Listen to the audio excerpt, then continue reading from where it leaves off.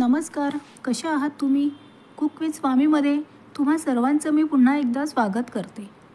तर आज आपण एक चाट रेसिपी बनवणार आहोत. पाणीपुरी, भेलपुरी तर आपण नेहमीच खातो, पण एकदा स्वीट कॉर्न चाटही घरी बनवून बघा आणि खाऊन बघा. तुम्हाला आणि तुमच्या मुलांना खूप आवडेल.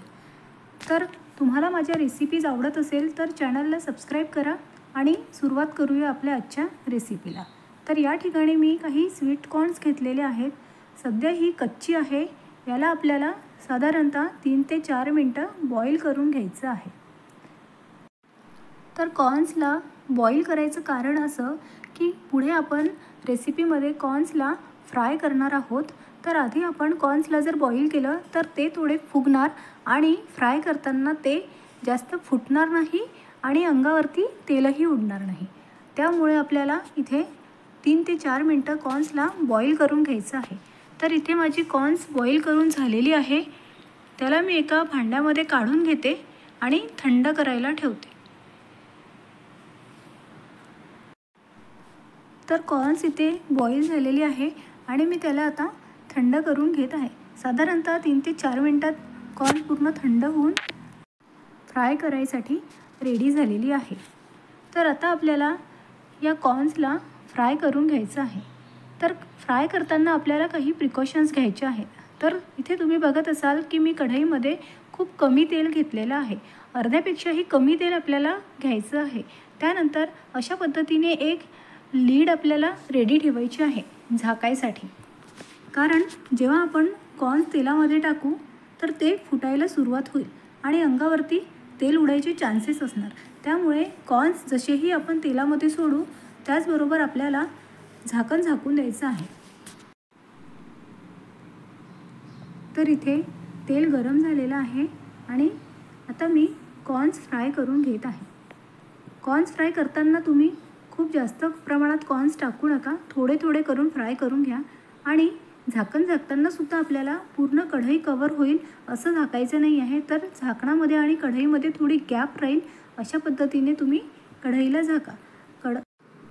तर इथे 3 ते 4 मिनटात आपली कॉर्न्स फ्राय झालेली आहे आणि मी एका टिश्यू पेपरवरती त्याला काढून घेतलेलं आहे. सेम प्रोसेसनी आपल्याला बाकी सर्वही कॉर्न्स इथे फ्राय करून घ्यायचे आहे. तर इथे सर्व कॉर्न्स फ्राय झालेली आहे. त्यावरती मी थोडं मीठ घालत आहे. मीठ घालून झाल्यानंतर आपल्याला 1 किंवा 2 लसणाच्या कळ्या कॉर्न्समध्ये किसून घालायच्या आहे. तुम्ही अद्रक लसूणचा पेस्टही घालू शकता, पण फ्रेश लसूण आणि अद्रक किसून घातलं तर त्याचा फ्लेवर जास्ती येतो. इथे मी 1 लसूण कळी किसून घातलेली आहे. त्यानंतर एक छोटा अद्रकाचा तुकडासुद्धा मी इथे किसून घालत आहे. किसलेल्या लसणाचा आणि वाटलेल्या लसणाचा फ्लेवर वेगळा वेगळा येतो. यानंतर आपल्याला कॉर्नफ्लॉवर आणि मैद्याची एक प्रोसेस करायची आहे. तर इथे मी थोडा मैदा वरून टाकत आहे. मैदा टाकून झाला की त्यानंतर मी हे कॉर्नफ्लॉवर टाकलेलं आहे. मैदा जर तुम्ही 1 चम्मच टाकला असेल तर कॉर्नफ्लॉवर हे तुम्ही 2 चम्मच टाका आणि त्यानंतर हलकं हलकं असं टॉस करून घ्या.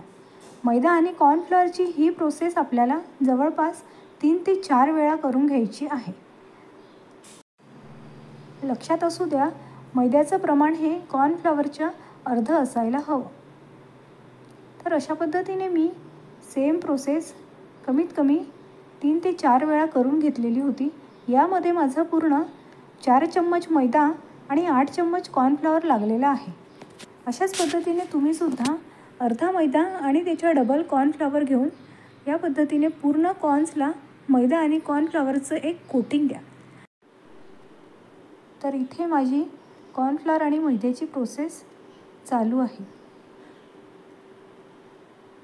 हलक्या हलक्या हातानेही तुम्ही अशा पद्धतीने मिक्स करू शकता, पण कॉर्न्स आपले फ्राईड आणि नरम झाले असल्यामुळे त्याला कोटिंग एवढ्या लवकर बसत नाही आणि कॉर्न्सची कोटिंगसुद्धा हाताने निघेल. त्यामुळे प्रत्येक स्टेपच्या मध्ये तुम्ही कॉर्न्सला हलका हलका टॉस करून घ्या, जेणेकरून कॉर्न्सची कोटिंगही निघणार नाही आणि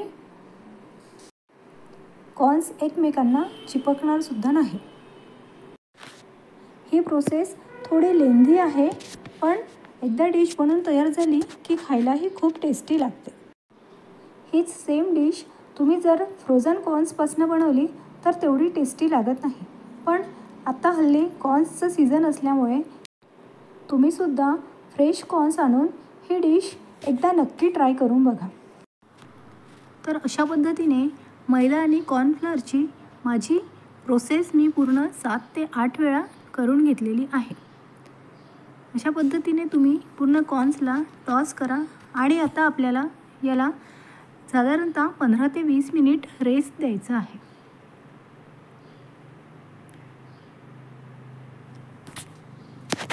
तर इथे रेस्ट दिल्यानंतर आता आपल्याला कॉर्न्सला फ्राईंगसाठी घ्यायचं आहे.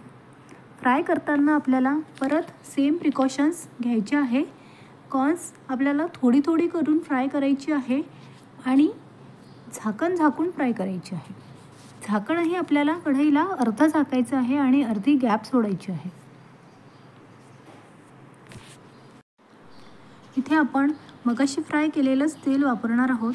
तर तेल आपलं गरम झालं आहे आणि आपण आता थोडी थोडी करून कॉर्न्स फ्राय करून घेणार आहोत. तर अशा पद्धतीने तुम्ही कढईवरती झाकून घ्या. गॅपमधून तुम्ही बघू शकता कॉर्न्स आपले फुटत आहेत आणि तेल थोडं थोडं बाहेर उडत आहे. आपण जर झाकलं नाही तर ते तेल आपल्या अंगावरती उडायचे चान्सेस असतात. तर या ठिकाणी आपले कॉर्न्स गोल्डन ब्राऊन झालेले आहेत.